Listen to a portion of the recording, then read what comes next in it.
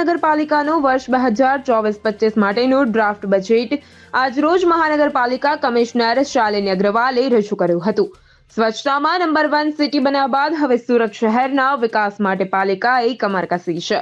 વિકાસના કામો પાછળ વધુ રકમ ખર્ચ કરવાનો નિર્ણય લેવાયો છે.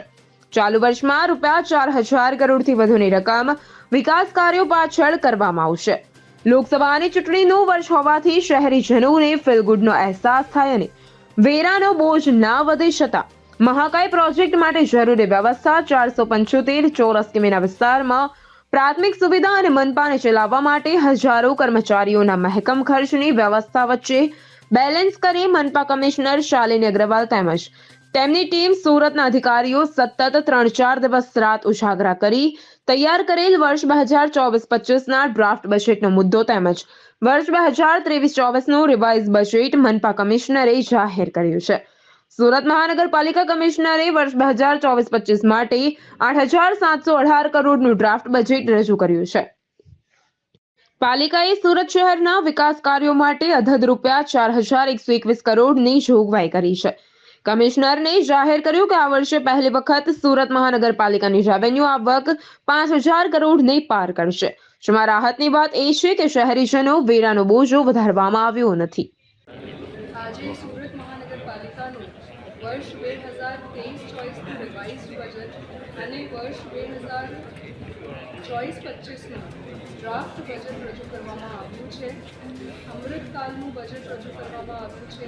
માનનીય વડાપ્રધાનશ્રીના વિકસિત ભારત 2047ને ધ્યાને રાખીને અને ભારત દેશને $30 ટ્રિલિયન ઇકોનોમી ઉપર લઈ જવા માટે ધ્યાને રાખીને વર્ષ 2024-25નું ડ્રાફ્ટ બજેટ બનાવવામાં આવ્યું છે. ગુજરાત રાજ્યનું $500 બિલિયન નું 2027 માટેનું ટાર્ગેટ છે અને આમાં સુરત 30% જેટલું કોન્ટ્રીબ્યુટ કરે છે. એટલે આ બધી બાબતોને ધ્યાને રાખીને સુરત શહેર એ જ ગતિથી આગળ વધે, વર્લ્ડ ક્લાસ ઇન્ફ્રાસ્ટ્રક્ચરની દિશામાં આગળ વધે, સસ્ટેનેબલ સિટી ઓફ ટુમોરો અને most liveable city of tomorrow તરીકે સુરત શહેર અર્બન મોડલ ગવર્નન્સના ક્ષેત્રમાં સમગ્ર દેશમાં જ નહીં પણ આંતરરાષ્ટ્રીય સ્તર એક મોડલ બને, આ બધી બાબતોને ધ્યાને રાખીને સુરત મહાનગરપાલિકાનું બજેટ રજૂ કરવામાં આવ્યું છે.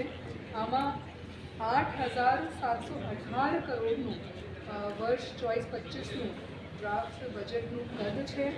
કેપિટલ એક્સપેન્ડિચરમાં 4,121 કરોડ પ્રપોઝ કરવામાં આવ્યા છે. એટલે વિકાસલક્ષી કામો ઉપર ફોકસ કરવામાં આવ્યું છે.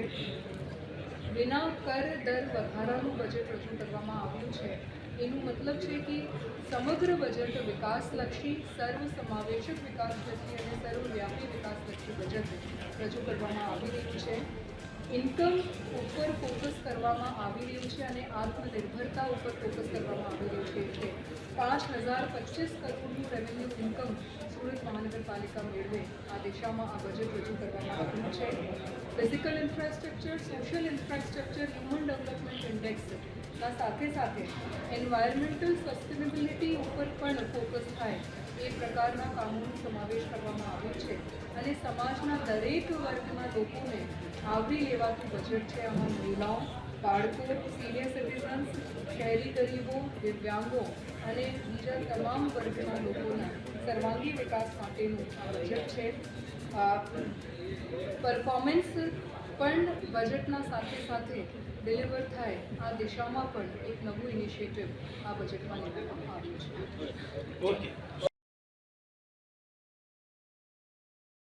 Bureau report CN24 news. હવે જુઓ દેશ દુનિયાની તમામ ખબરો તમારી આંગળીના ટેરવે.